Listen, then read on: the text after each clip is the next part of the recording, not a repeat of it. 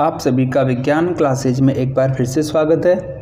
आज हम पढ़ेंगे नए सत्र 2021-22 के अनुसार कक्षा 10 विषय विज्ञान पाठ नंबर 3, जिसका नाम है धातु एवं अधातु। देखिए दोस्तों, ये जो मैं आपको लेसन पढ़ाने वाला हूँ वह NCERT के नए सिलेबस के ऊपर आधारित है। जैसा कि आपको पता है कि राजस्थान बोर्ड में इस साल से यह सत्र या इस साल से यह सिलेबस लागू हो चुका है। तो जितने भी स्टूडेंट हैं जो NCERT सिलेबस पर के ऊपर फोकस करते हैं, चाहे वो राजस्थान बोर्ड के हो या CBSE बोर्ड के हो, चाहे केंद्रीय बोर्ड के हो, उन सभी के लिए लेसन इंपॉर्टेंट होने वाला है दोस्तों। इस वीडियो के बाद में अपन इनके जो पाठ्य पुस्तक के प्रश्न हैं उनको भी पढ़ेंगे। उसके बाद में अपन देखेंगे कि एग्जाम की दृष्टि से कौन कौन से क्वेश्चन है जो इम्पोर्टेंट है। तो मेरे साथ वीडियो बने रहिएगा दोस्तों। अगर आपको पीछे की लेसन देखने हैं पार्ट नंबर 1 और 2 तो वो हमने पहले पढ़ लिया है। आपको उसका लिंक वीडियो के डिस्क्रिप्शन पे आई बटन पे मिल जाएगा दोस्तों। चलिए करते हैं वीडियो की शुरुआत। देखिए, जैसा कि आपको पता है कि लेसन के नाम से पता लग रहा है हमें कि पाठ का नाम है धातु और अधातु, यानी मेटल और नॉन मेटल। आप सभी जानते हैं कि लोहा इतना मजबूत होता है लेकिन कोयला इतना मजबूत नहीं होता। तो जैसे लोहा मैंने बोला तो लोहा क्या हो गया, एक धातु हो गई, और कोयला क्या हो गया, एक अधातु हो गई। तो अपन किसी भी चीज़ को पढ़ने से पहले सबसे पहले हम उसके भौतिक गुणों को पढ़ते हैं। तो भौतिक गुणों का मतलब हो गया जिनको अपन आंखों से देखते हैं कि किन किन चीज़ों के द्वारा, किन किन क्राइटेरिया के द्वारा हम ये पता लगा सकते हैं, या आंखों से देख के या स्पर्श करके हम पता लगा सकते हैं कि यह धातु है और ये अधातु है। तो सबसे पहले हम पढ़ेंगे धातुओं के भौतिक गुणधर्म। तो देखिए, जो सबसे पहले गुण हम देखते हैं किसी भी धातु का तो वो होती है उसकी चमक। तो धातु की सतह कैसी होती है, हमेशा चमकदार होती है। तो ध्यान रखना, पहला भौतिक गुण क्या है, चमक। तो धातु की सतह कैसी होती है, चमकदार होती है। जैसे आप लोग जानते भी हो उसे, जैसे AU का मतलब सोना, AG का मतलब चांदी। ठीक है, तो सोना और चांदी की जो सतह होती है वो हमेशा चमकदार होती है। दूसरा इसका गुण है इसका कठोरता। आप लोगों ने देखा होगा कि कुछ धातुएं क्या होती है, कठोर होती है, जैसे कि लोहा। लेकिन अब इनमें देखो कुछ अपवाद भी हैं जो कठोर नहीं है लेकिन फिर भी वो क्या है, धातु है। तो अपवाद में क्या क्या आएगा, Li का मतलब होता है दोस्तों लिथियम, Na का मतलब सोडियम, K का मतलब पोटेशियम। ये तीनों क्या होती है, मुलायम होती है, और मुलायम होते हुए भी क्या होती है, धातु होती है। तीसरा इनका गुण है अवस्था। अवस्था यानी कमरे के ताप के ऊपर या 25 डिग्री तापमान के ऊपर सामान्यतः ठोस होती है सभी धातुएं। लेकिन इसका अपवाद है Hg, यानी जो पारा होता है वह हमेशा आपको कमरे के ताप के ऊपर दर अवस्था में मिलेगा, लेकिन फिर भी अपन ने इसको धातु की कैटेगरी में डाल रखा है। अगला पॉइंट है, 4 नंबर पॉइंट है इसका आघात वर्धनीयता। देखो, आघात वर्धनीयता का मतलब होता है किसी चोट को सहने की क्षमता, यानी कितनी मात्रा में धातु है जो चोट को सह सकती है। तो देखो, धातुओं को पतली चादर में बदला जा सकता है। जैसे सोने की आप पन्नी तैयार कर सकते हैं, लोहे की अपन एक शीट तैयार कर लेते हैं, चांदी की अपन शीट तैयार कर सकते हैं। तो ये गुण क्या होता है, धातुओं का होता है, जिसे हम आघात वर्धनीयता कहते हैं। अगला है इसके अंदर तन्यता। तो देखो, तन्यता का मतलब होता है तार के रूप में। धातु का पतला तार बनाया जा सकता है, जैसे कि कॉपर का। अपन देखते हैं लाइट फिटिंग होती है अपने घरों में, जो वायर होता है वो कॉपर का होता है या एल्यूमिनियम का होता है। ठीक है, एक मैं आपको काम की बात बताऊं, 1 ग्राम सोने से आप लोग 2 किलोमीटर लंबा तार बना सकते हैं। तो ये सोने का क्या हो गया, उसका तन्यता का गुण होता है। तो ये भी धातु गुण हो गया दोस्तों। अगला है विद्युत व ऊष्मा के चालक। तो धातुएं होती है, लगभग सभी धातुएं सुचालक होती है, अर्थात इनमें धारा का प्रवाह होता है, या मैं सीधे शब्द बोलूँ तो इनमें करंट आता है। इसका अपवाद है देखो Hg और Pb, ये दोनों कुचालक होती है, लेकिन फिर भी हमने इनको धातुओं की श्रेणी में डाल रखा है। अगला इसमें घनत्व। घनत्व क्या होता है, इनका घनत्व और गलनांक दोनों ही मान ज़्यादा होते हैं। फिर इसका वही अपवाद आ गया, सोडियम और पोटेशियम का घनत्व कम होता है, और इनका घनत्व कम होते हुए भी अपन ने इनको धातु की श्रेणी में डाल रखा है। अगला है इनका ध्वनि। ध्वनि का मतलब होता है, जैसे अपन मंदिर का घंटा बजाते हैं, तो मंदिर का घंटा बजाने के बाद में या स्कूल की जो घंटी बजाते हैं उसके बाद में आप लोगों को जो ध्वनि सुनाई देती है, यानी कि अगर धातु को आप किसी कठोर सतह से टकराएंगे, अगर वह आवाज़ करती है तो इससे आप ध्वनि या इसको सोनोरस भी कह सकते हैं। तो ये हो गए अपने धातुओं के सारे भौतिक गुणधर्म। ठीक है दोस्तों, चलते हैं अपन आगे। आराम से मैं आपको सारी बातें क्लियर करता जाऊँगा और आप मेरे साथ के साथ में आराम से पढ़ते जाएंगे, अपने लेसन को क्लीन करते चलेंगे। तो मैं आपको बाद में बताऊंगा आपको वीडियो के नोट्स किस प्रकार मिलेंगे, या आप चाहो तो वीडियो को देख देख के नोट्स बना लेना, या मैं आपको वीडियो में आगे बताऊंगा कि किस प्रकार से आपको इनकी PDF मिलेगी दोस्तों। ठीक है, चलते हैं आगे अपन पढ़ेंगे अधातुओं के भौतिक गुणधर्म। अब ऊपर अपने जो जो गुण पढ़े वो थे सारे धातुओं के, अब हम पढ़ेंगे अधातुओं के भौतिक गुणधर्म। तो सबसे पहले अपन पढ़ेंगे इसमें चमक। तो आपको पता है अधातु की सतह चमकदार नहीं होती है, जैसे कि कार्बन। ठीक है दोस्तों, कार्बन आपको क्या चमकीला थोड़ी दिखाई देता है, नहीं देता है सर। लेकिन अब अधातुओं में एक अपवाद है कि आयोडीन अधातु है, लेकिन फिर भी उसकी सतह कैसी होती है, चमकदार होती है। अगला दूसरा इसका गुणधर्म है कठोरता। अधातु कठोर नहीं होते हैं, जैसे कि कोयला, लेकिन इसका सबसे बड़ा अपवाद है, जो सबसे कठोर होता है वो क्या है, हीरा। हीरा अधातु होते हुए भी सबसे कठोर होता है। अगली बात करें अपने इसकी अवस्था की, तो कमरे के ताप के ऊपर ये ठोस या गैसीय अवस्था में होते हैं कौन, अधातु। लेकिन इसका भी एक अपवाद है, ब्रोमीन द्रव अवस्था में मिलता है और ब्रोमीन इसका अपवाद है। ठीक है दोस्तों, आघात वर्तना, ऐसा इनमें चोट खाने का कोई गुण नहीं होता है। आप लोग खुद देख सकते हैं, कोयले के ऊपर आप पत्थर मारिए वह तुरंत टुकड़े टुकड़े हो जाएगा, लेकिन उसकी सीट नहीं बनती है। तन्यता, तन्यता का मतलब वही गुण होता है जैसे अपने वो तार को ऊपर खींचते हैं ना, जैसे अपने सोने की पन्नी से अपन ने अभी अपने थोड़ी देर पहले देखा था 1 ग्राम सोने से अपन 2 किलोमीटर लंबा तार बना सकते हैं, तो ऐसा इनमें ऐसा नहीं कर सकते हैं। ठीक है दोस्तों, चलते हैं अपन आगे।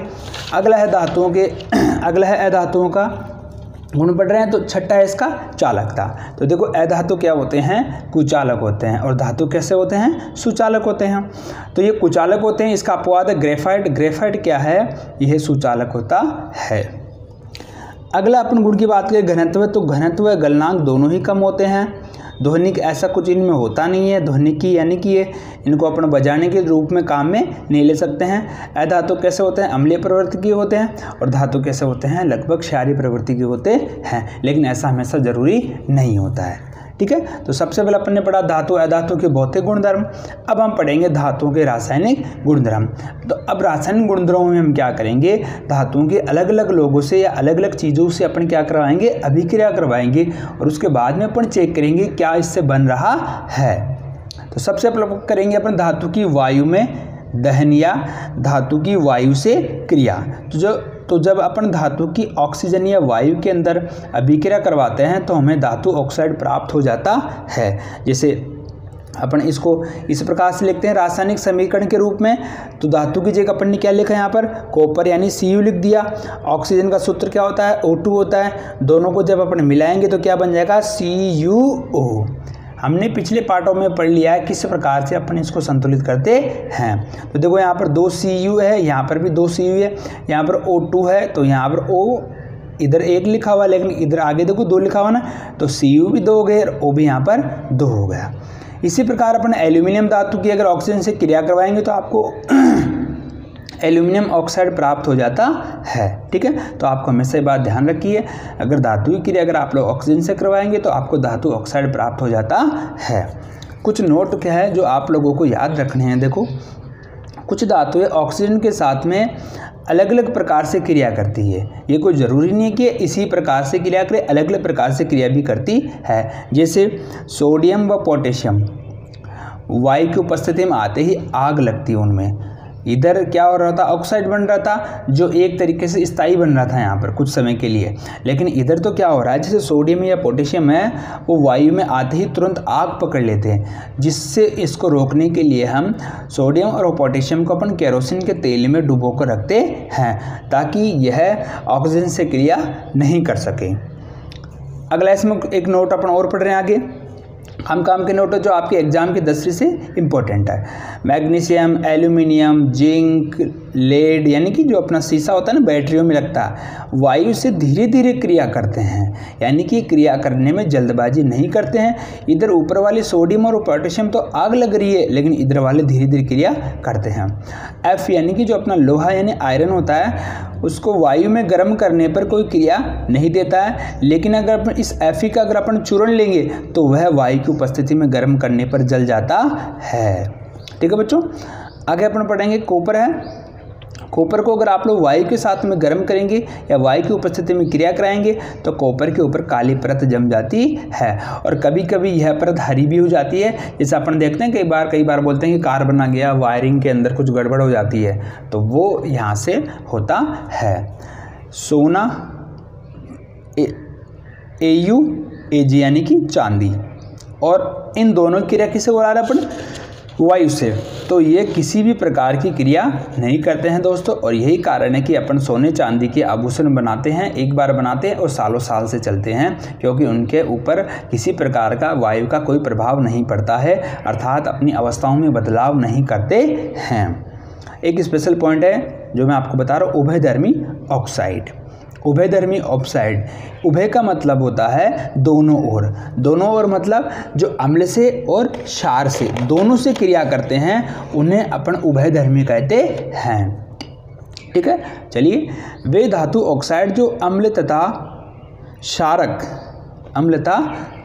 देखो मैं आपको दिखाता हूँ, शायद इधर हाइड हो गया, हाँ, अम्ल तथा क्षारक दोनों से क्रिया करते हैं और उत्पाद में जल व लवण बनाते हैं, उन्हें उभयधर्मी ऑक्साइड कहते हैं। ठीक है दोस्तों, उन्हें अपन क्या कहते हैं? उभयधर्मी ऑक्साइड। जैसे अपन इसका उदाहरण देखिए, एल्यूमिनियम ऑक्साइड है, उसकी क्रिया अगर अपन HCl से करवाएंगे, एक एल्यूमिनियम ऑक्साइड है उसकी क्रिया अपन कराएंगे NaO से।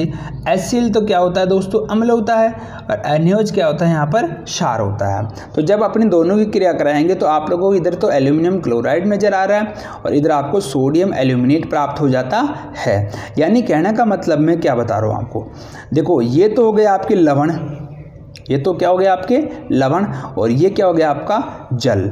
तो सीधी सी बात होगी कि कुछ ऐसे धातु ऑक्साइड होते हैं, देखो ये धातु है Al और इसके साथ में ऑक्सीजन जुड़ा हुआ है, तो ये क्या हो गया यहाँ पर? धातु ऑक्साइड हो गए। तो धातु ऑक्साइड क्या होते हैं? जो अम्ल से भी क्रिया करते हैं, क्षार से भी क्रिया करते हैं और उत्पाद में क्या बनाते हैं? लवण और जल, उन्हें अपन उभयधर्मी ऑक्साइड कहते हैं। ठीक है दोस्तों, अब अपन दूसरे नंबर पर भी क्रिया करवाया धातुओं की जल के साथ में अभिक्रिया। तो धातु किस प्रकार से जल के साथ में अभिक्रिया करते हैं, आइए अपन अगले पेज पे देखते हैं। ठीक है, चलिए हाँ जी दोस्तों, आ गए अपन।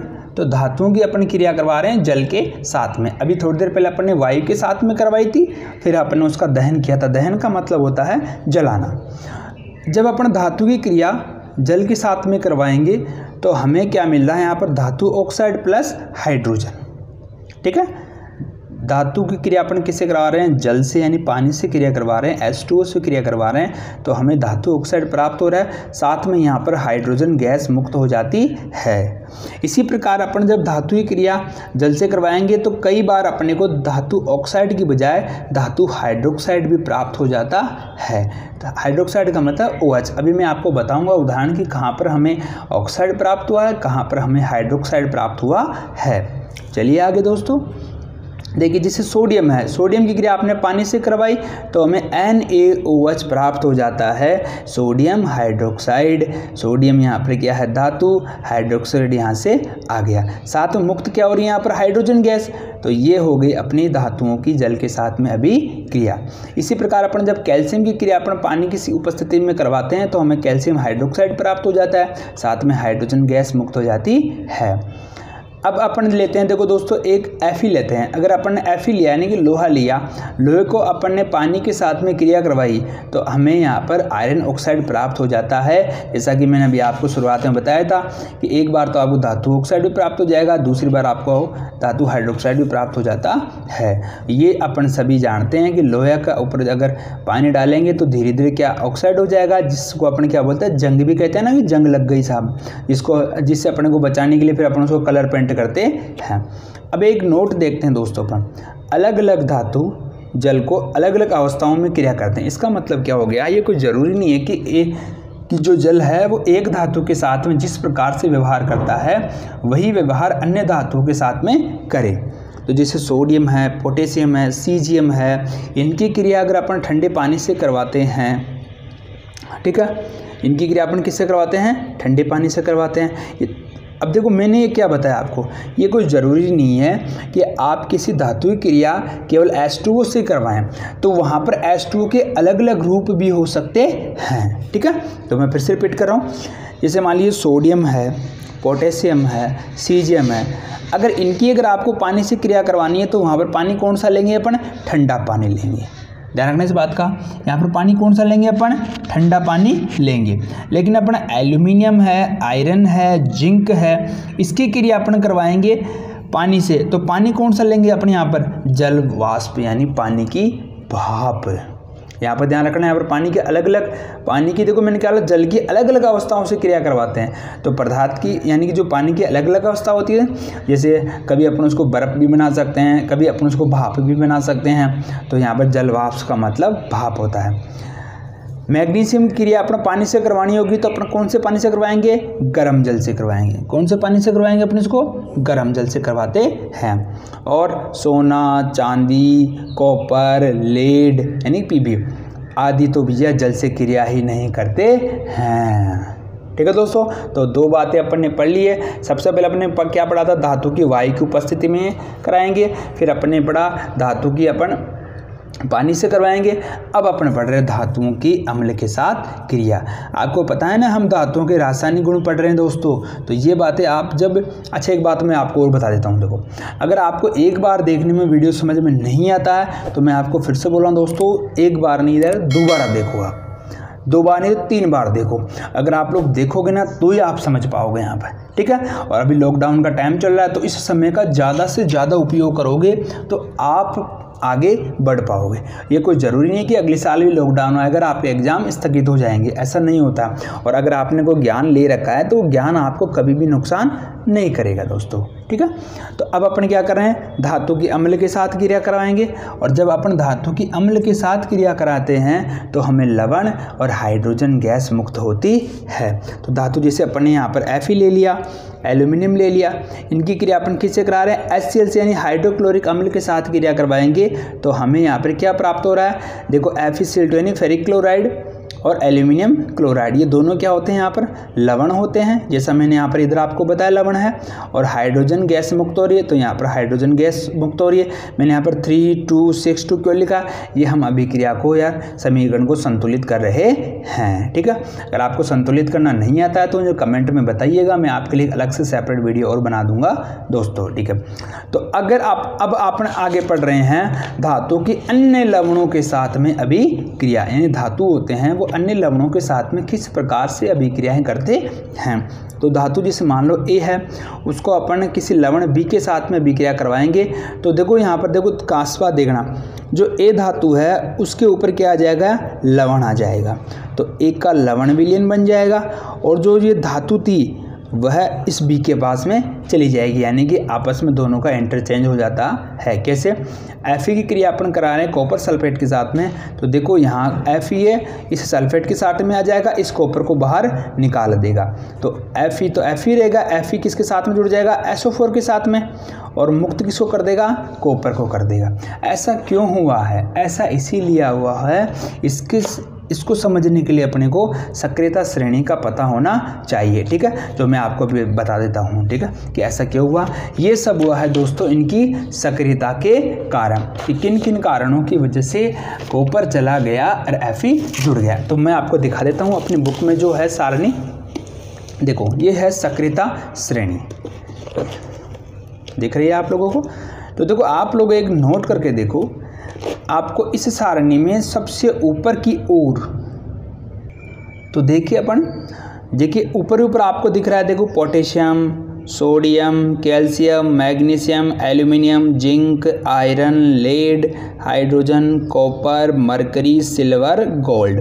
तो इस श्रेणी में जो आपको जो ऊपर की जो आपको धातुएं दिखाई दे रही है वो सबसे अधिक अभिक्रियाशील होती है।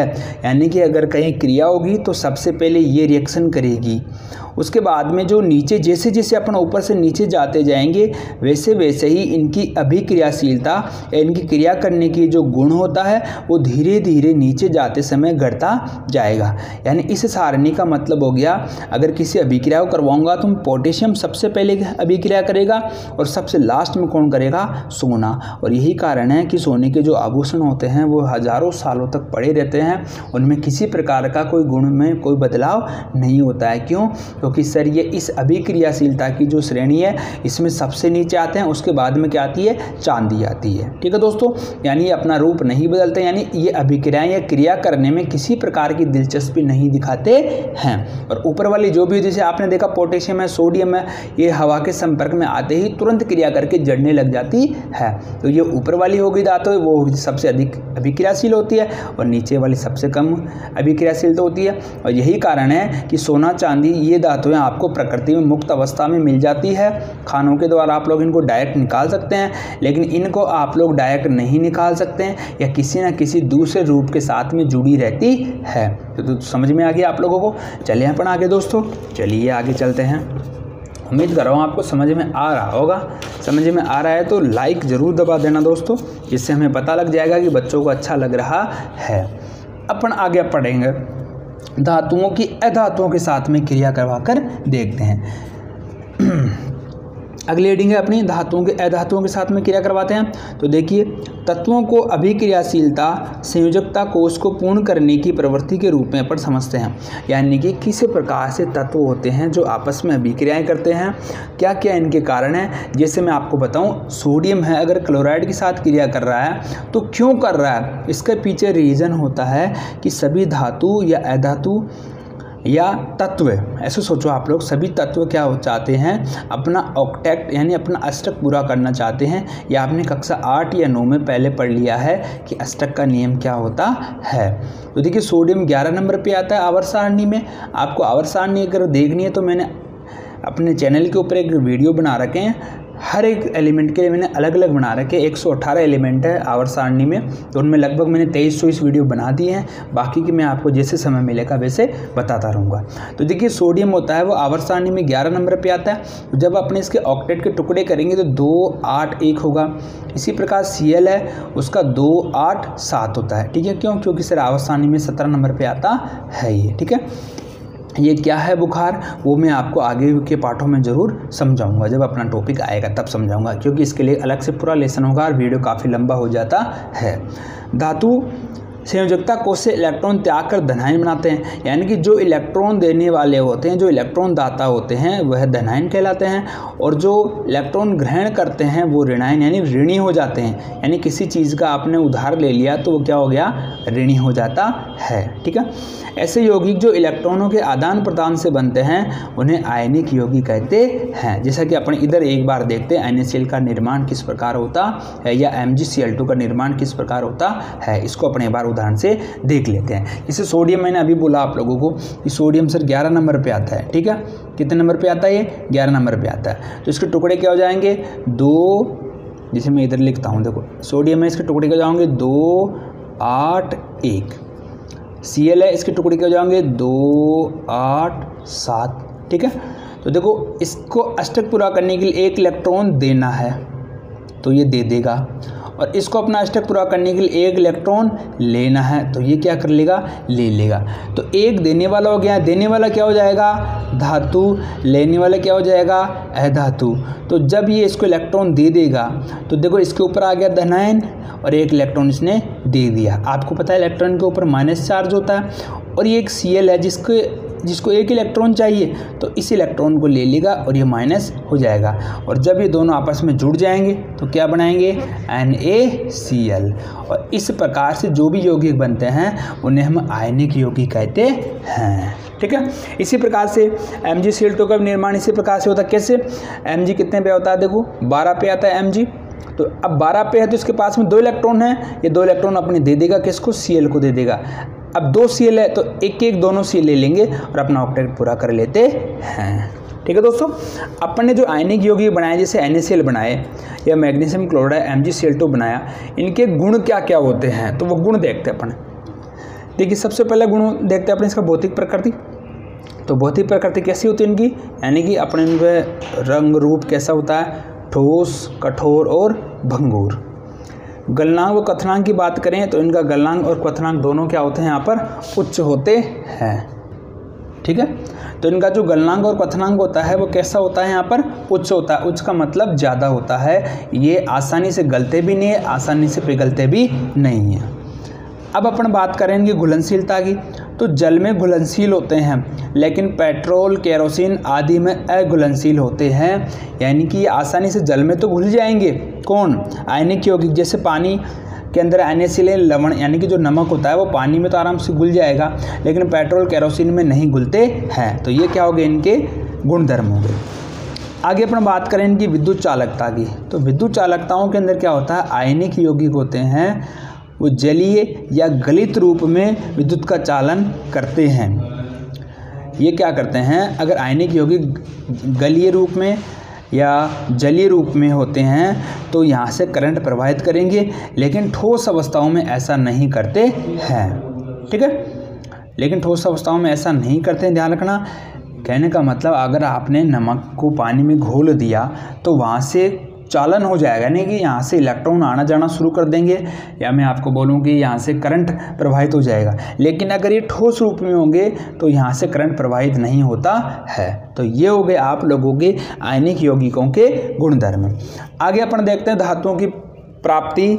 अगर धातुओं को अपन किस प्रकार से प्राप्त होता है, अगली हेडिंग अपनी, धातुओं को अपन किस प्रकार से प्राप्त करते हैं, और धातुओं को जो इस प्रकार से या किस प्रकार से प्राप्त करते हैं, इस गुण को अपन धात्विकी भी कहते हैं। ठीक है, तो देखो धातुओं को प्राप्त करने के लिए सबसे पहले हमें पता होना चाहिए कि खनिज क्या होता है, अयस्क क्या होता है, या गेंग क्या होती है। तो उसको पहले समझने से पहले अपन इनकी एक बार परिभाषाएं देख लेते हैं दोस्तों, उसके बाद में अपन इनका अध्ययन करते हैं। तो देखो खनिज होते हैं, खनिज का मतलब पृथ्वी में प्राकृतिक रूप से मौजूद पदार्थ को खनिज कहते हैं, जिनको अपन खोदते हैं ना, जैसे खानों से जो निकालते हैं उसे हम खनिज कहते हैं।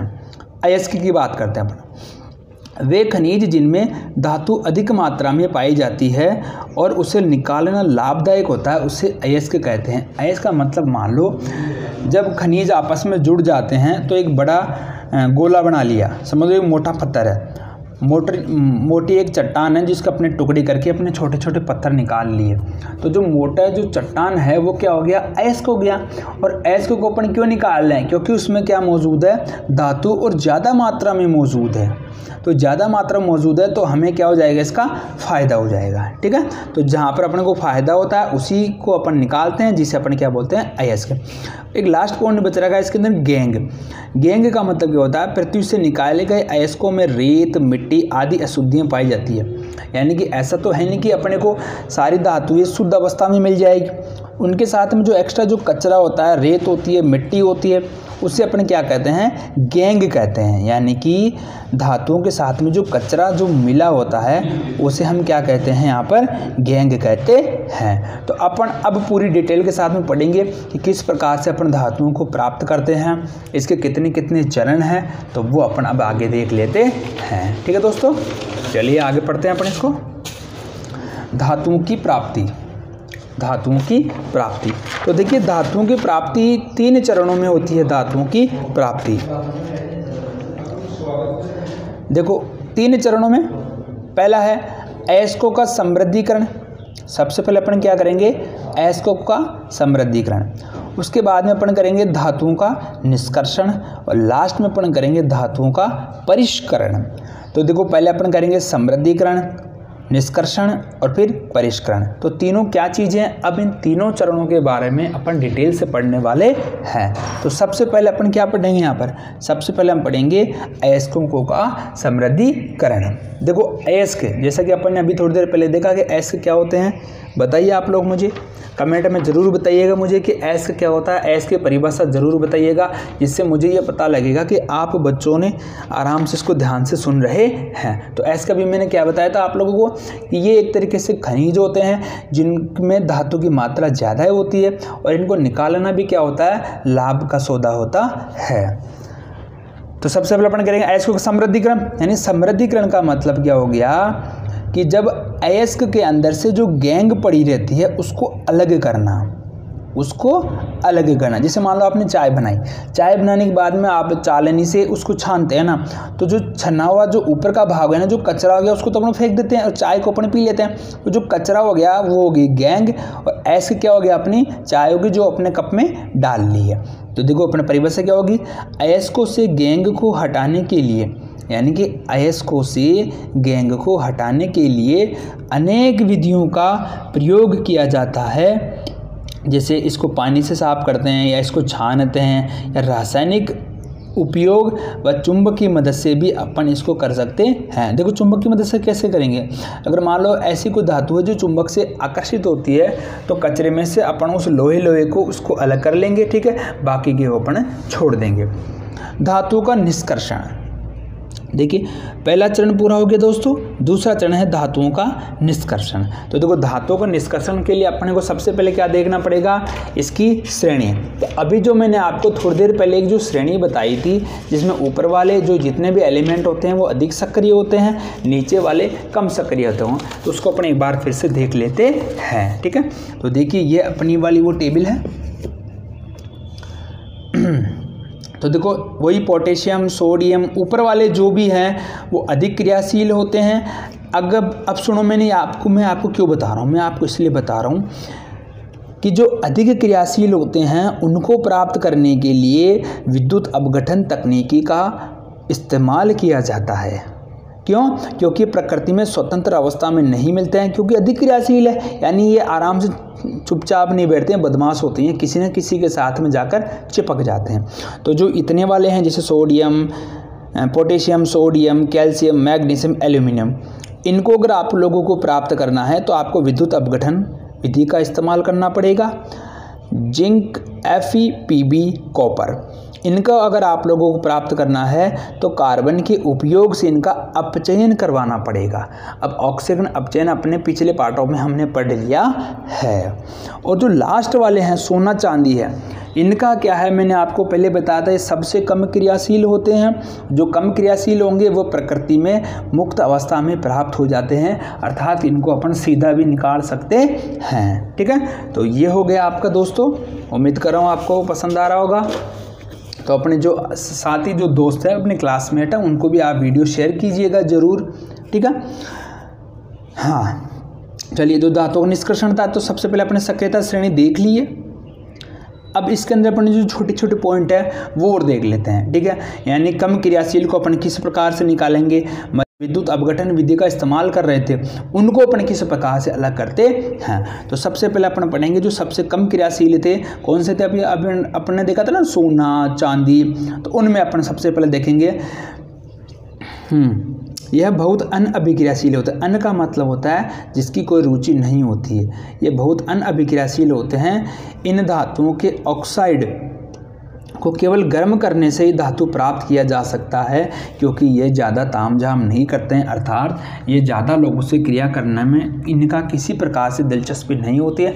आप इनको सीधा गर्म करेंगे और धातु को प्राप्त कर लेते हैं। जैसे पहला अपन उदाहरण देखते हैं Hg का निष्कर्षण। Hg का मतलब यानी कि जो अपना जो Hg धातु है उसको अपन किस प्रकार से अलग करेंगे, तो इसका निष्कर्षण करने के लिए ये जो Hg होता है वो प्रकृति में HgS के रूप में होता है। इस HgS का नाम क्या होता है, सिनेबार। HgS का नाम क्या होता है यहाँ पर, सिनेबार होता है। इसी के द्वारा अपन Hg धातु होती है उसको प्राप्त कर सकते हैं।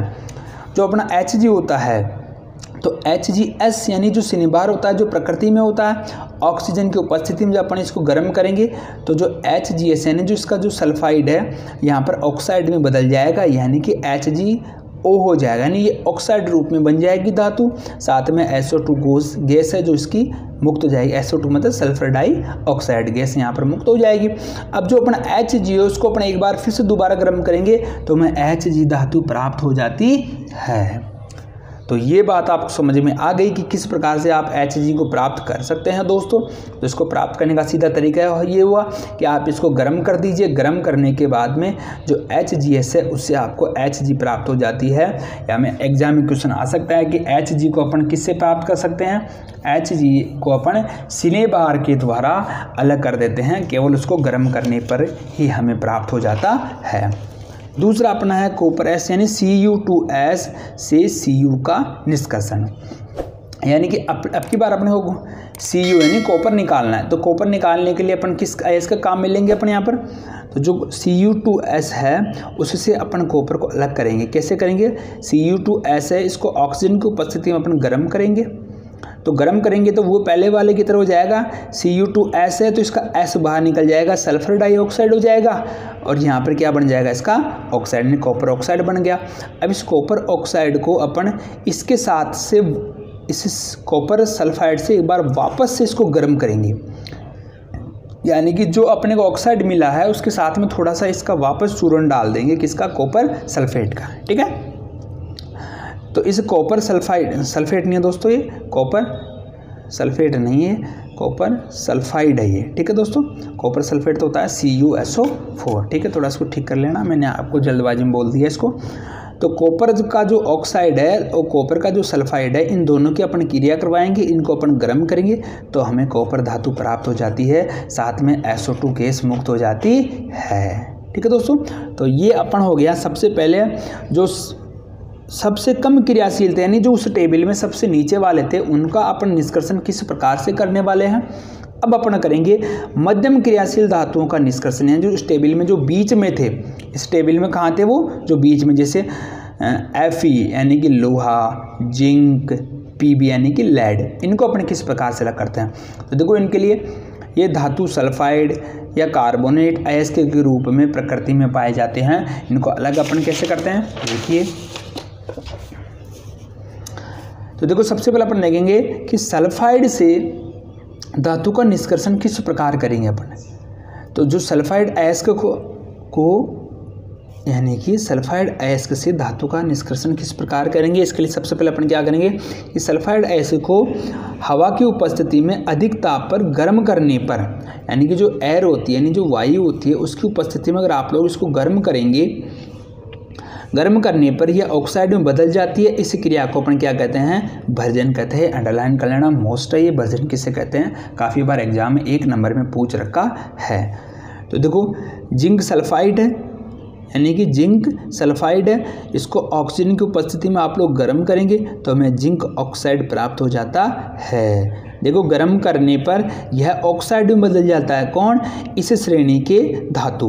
तो जिंक सल्फाइड है, इसको अपन ऑक्सीजन की उपस्थिति में गर्म करेंगे तो हमें जिंक ऑक्साइड प्राप्त हो जाता है, साथ में SO2 गैस निकलती है। इसी क्रिया को अपन भर्जन कहते हैं। भर्जन का मतलब होता है जहाँ पर ऑक्सीजन की उपस्थिति में अपन गर्म करते हैं और हमें ऑक्साइड प्राप्त हो जाता है।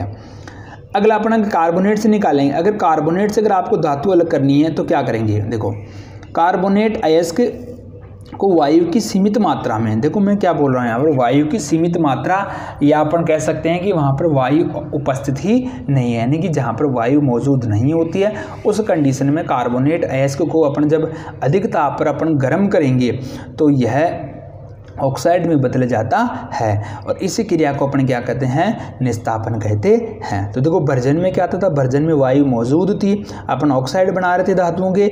निस्तापन में अपन क्या कर रहे हैं, वायु को यहाँ पर प्रेजेंट नहीं कर रहे हैं और फिर भी अपन इनका ऑक्साइड बना रहे हैं। जैसे जिंक कार्बोनेट है, उसको अपन गर्म करेंगे, यहाँ पर हमने वायु नहीं लिए, मैंने यहाँ पर ऑक्सीजन नहीं लिखा, लेकिन मैंने ऊपर यहाँ पर ऑक्सीजन लिखा था, किसमें, भर्जन में लिखा था, लेकिन निस्तापन में मैंने यहाँ पर ऑक्सीजन नहीं लिखा। तो यहाँ पर क्या बन गया, zinc oxide plus CO2 gas मुक्त हो जाती है। ठीक है, एक नोट है जो अपन थोड़ा सा देख लेते हैं दोस्तों। भर्जन व निस्तापन विधियों से हमें धातु ऑक्साइड प्राप्त होते हैं। जैसा कि आपने देख लिया, अभी थोड़ी देर पहले आपने देखा कि दोनों से हमें जिंक ऑक्साइड प्राप्त हो रहा है। किसी सल्फाइड से हमें जिंक ऑक्साइड प्राप्त हो रहा है और कार्बोनेट से भी अपने को जिंक ऑक्साइड प्राप्त होता है। यानी ये नोट आपको हमेशा याद रखना है कि निस्तापन हो या भर्जन हो, दोनों से हमें धातु ऑक्साइड प्राप्त होता है। अंतर क्या है दोनों में, अंतर इतना ही है कि भर्जन से हमें, भर्जन जब हम करवाते हैं तो ऑक्सीजन उपस्थित होती है, निस्तापन में ऑक्सीजन उपस्थित नहीं होती है। ठीक है दोस्तों, अगला अपन देखते हैं धातु ऑक्साइड, यानी जो अपन ने जो जिंक ऑक्साइड बना तो लिया ऊपर अपने, अब वहाँ से अपने को धातु अभी प्राप्त थोड़ी हुई है, नहीं हुई सर। कैसे होगी, जब अपने इस O को हटा देंगे तब हमें जिंक प्राप्त हो जाता है। तो देखो ऑक्सीजन को हटाना है, यानी अपन ने को इस ZNO से इस O को हटाना है। तो इसके लिए अपन क्या करेंगे, अपचयन कराएंगे। अब ऑक्सीजन अपचयन अपने पिछले क्लास में पढ़ चुके हैं। अपचयन का मतलब क्या होगा, यहाँ से अपने को ऑक्सीजन को हटाना। ठीक है दोस्तों, तो अपचयन के लिए कुछ अपचायकों का प्रयोग करते हैं, जैसे कार्बन हो गया, कार्बन मोनोऑक्साइड हो गया, हाइड्रोजन हो गया। तो जो अपन ने जिंक ऑक्साइड बनाया था उसमें जो अपन ने जब कार्बन जोड़ेंगे और फिर अपन इसको गर्म करेंगे तो ये जो जिंक है वो अलग मुक्त हो जाएगी, साथ में जो ये कार्बन है इसी जिंक ऑक्साइड की ऑक्सीजन को लेकर इधर से भग जाएगा, CO यानी कार्बन मोनोऑक्साइड। ठीक है, इस प्रकार से अपन इन 3 चरणों के द्वारा जो मध्यम श्रेणी की जो अपनी धातुएं थी उनको प्राप्त कर सकते हैं। और मैंने अभी थोड़ी देर पहले बताया था, इसके लिए अपन कार्बन का इस्तेमाल करते हैं। जो ऊपर वाली थी सबसे सक्रिय थी उसके लिए अपन क्या करते हैं, विद्युत अपघटन करवा रहे थे। बीच वाले के लिए अपन कार्बन का यूज कर रहे थे। अब तीसरी श्रेणी देखते हैं जो सबसे अधिक क्रियाशील होती है, उसके लिए अपन अब देखने वाले हैं। जिससे सबसे अधिक क्रियाशील में क्या होती है, सोडियम, पोटेशियम, कैल्शियम, मैग्नीशियम। तो अब इनके लिए अपन क्या करेंगे, अब इनके लिए अपन विद्युत अपघटन करवाएंगे सर। ठीक है, क्यों, क्योंकि ये प्रकृति में मुक्त अवस्था में नहीं मिलती है। अत्यधिक क्रियाशीलता के कारण इन धातुओं का अपचयन नहीं किया जा सकता, क्योंकि जब ये प्रकृति में आपको मिलेगी नहीं मुक्त अवस्था में, स्वतंत्र अवस्था में, तो आप अपचयन किसका करेंगे यहाँ पर। तो इनके लिए अपन क्या करेंगे, तो इन धातु को विद्युत अपघटन द्वारा प्राप्त किया जाता है। जैसे NaCl से Na का निष्कर्षण, NaCl से Na का यानी कि सोडियम क्लोराइड लवण से सोडियम को किस प्रकार से अलग कर सकते हैं। तो देखो मैं आपको पहले 1-2 चीज़ें हैं जो मैं आपको बता देता हूँ कि धातु एक में अपना एक्सपेरिमेंट करेंगे आगे तो उसमें काम में आएगा कि एनोड को धातु होती है जो एनोड पे रखेंगे, एनोड पे कौन सा चार्ज होता है, माइनस का होता है। क्लोरीन को अपन किसके रखेंगे, सॉरी दोस्तों मैं उल्टा बोल गया। देखो कैथोड पे कौन सा चार्ज होता है, माइनस का, ये याद रखो आप लोग। एनोड पे कौन सा चार्ज होगा, प्लस का चार्ज होगा। कैथोड के ऊपर रखेंगे धातु को और एनोड के ऊपर रखेंगे अपन क्लोरीन को। ठीक है, इतना ध्यान रखो आप लोग। ठीक है, बाकी की चीज़ मैं आपको भी समझा देता हूँ। देखो कहाँ है, देखो अपना पेज नंबर 7 कहाँ गया, अभी देखते हैं दोस्तों। ये रहा पेज नंबर 7। चलो मैं आपको इसी में बता देता हूँ, इसी में मैं आपको बता देता हूँ। देखो ये एनोड कैथोड क्या, ये जैसे आपने बैटरी में जैसे खूंटे देखे होंगे, बैटरी में खूंटे, जैसे बैटरी में 2 खूंटे नहीं होते क्या, घरों में जो बैटरी काम में आती है उसमें क्या होते हैं, 2 खूंटे होते हैं। तो अगर आपको NaCl प्राप्त करना है तो अपन क्या करेंगे, एक को अपन प्लस लेंगे, एक को अपन क्या लेंगे, माइनस। जिसको मैंने प्लस को लिया उसको अपन बोलेंगे एनोड, यानी ये क्या हो गया सर, एनोड हो गया, और ये क्या हो गया यहाँ पर, कैथोड हो गया। अब आपने इसके अंदर क्या मिला दिया, NaCl, इस विलेन में क्या मिला दिया आपने, NaCl। जब आपने यहाँ पर NaCl मिला दिया और आपने प्लस माइनस करके इसको टर्मिनल से आपने जोड़ दिया, किससे, बैटरी से। बैटरी से जोड़ते अपने जब इसमें करंट चालू करवाया, तो जब करंट चालू करते हैं तो आप लोगों ने एक चीज़ नोट की कि यहाँ पर जो NaCl है, NaCl, इसके टुकड़े हो जाएंगे, Na हो जाएगा प्लस और Cl हो जाएगा यहाँ पर माइनस। तो जो Na है यानी कि ये जो धातु है वो किस पे चला जाएगा, प्लस है तो किस पे जाएगा, ये माइनस पे। यानी ये धातु कहाँ आ जाएगा, कैथोड के ऊपर। धातु कहाँ जाएगा, कैथोड के ऊपर। और जो Cl है जो खुद माइनस है वो किसके ऊपर चला जाएगा, एनोड के ऊपर। जैसा कि आपको पता है प्लस माइनस की तरफ जाता है, माइनस प्लस की तरफ जाता है, यानी विपरीत आवेश वालों के बीच में क्या होता है, हमेशा आकर्षण होता है। ठीक है दोस्तों, चलिए आगे अपन इसको पढ़ते हैं, धातुओं का परीक्षण। यानी जो अपना चरण नंबर 3 था, 2 चरण अपन ने पढ़ लिए हैं, तीसरा और अंतिम चरण है ये।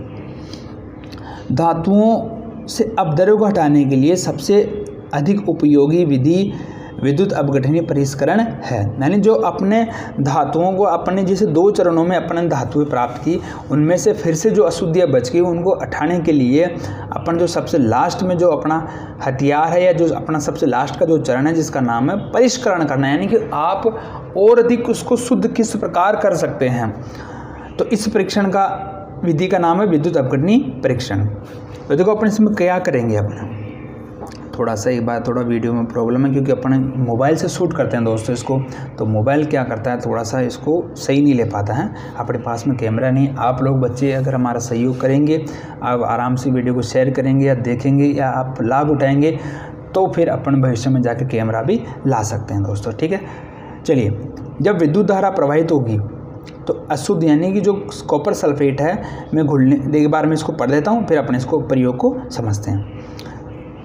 देखो, जब विद्युत धारा आप लोग प्रवाहित करेंगे एक परिपथ में, तो जो कॉपर सल्फेट है वह घुलने लगेगा। उसी समय क्या होगा, उसी समय अपघट्य से शुद्ध धातु उतनी मात्रा में कॉपर 2+ कैथोड की तरफ निक्षेपित होगी और जो गंदगी होगी वो पेन में जम जाएगी।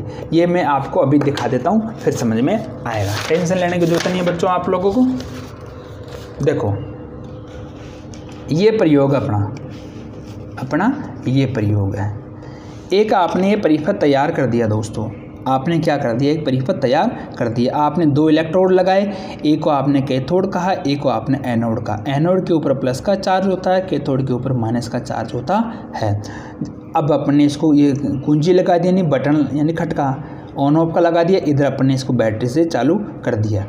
अब आपने जो अयस्क था जिसका आपको शुद्धिकरण करना था, जैसे मैंने कौन सा लिया यहाँ पर, कॉपर सल्फेट लिया। कौन सा लिया मैंने यहाँ पर, कॉपर सल्फेट लिया। अब मुझे यहाँ से अलग क्या करना है, मुझे यहाँ पर अलग क्या करना है, मुझे यहाँ पर कॉपर अलग करना है, ठीक है। तो शुरुआत, अब जो कॉपर सल्फेट का जो अयस्क था उसमें जो कॉपर थी वो किधर आ जाएगी, कैथोड की तरफ। क्यों, कैथोड के ऊपर माइनस का चार्ज है और कॉपर के ऊपर कौन सा चार्ज होता है, प्लस का। तो प्लस क्या करेगी, इस कैथोड के ऊपर आ जाएगी और जो बच गया ना जो कचरा, वो जाके इधर इस कोने में जमा हो जाता है, जिसको अपन बोलते हैं एनोड पंख। यानी कि जो एनोड के ऊपर जो कॉपर थी वो तो सारी इधर सारी मतलब कंप्लीट कॉपर थी, जो इस माइनस की तरफ यानी कैथोड की तरफ आ जाएगी। तो यहाँ से तो अपन इसको पकड़ के और इस अपने कॉपर के धातु उसको अलग निकाल लेंगे और जो कचरा बच गया ना वो इधर पेंदे में जाकर यहाँ पर बैठ जाता है, ठीक है। तो ये कॉपर का मतलब तांबे का विद्युत अपघटनी परीक्षण का जो प्रयोग होता है दोस्तों, ठीक है। चलिए आगे चलते हैं दोस्तों। अपना लास्ट हेडिंग अपनी संक्षारण की।